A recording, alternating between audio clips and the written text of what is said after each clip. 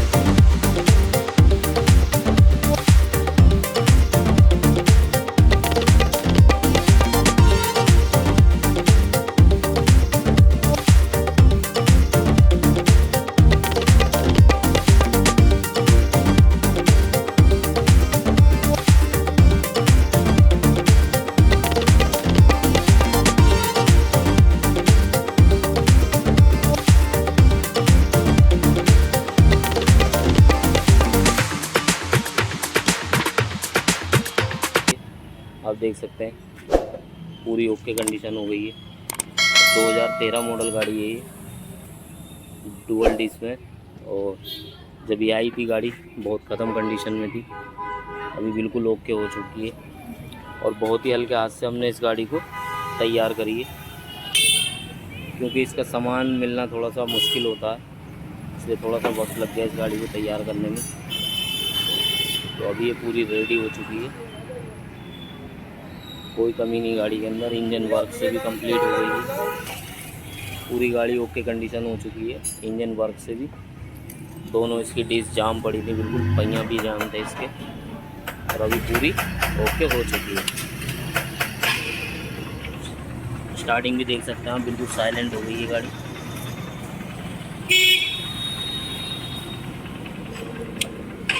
तो दोस्तों ऐसी इंटरेस्टिंग वीडियो के लिए आप हमारे चैनल को लाइक करें, सब्सक्राइब करें।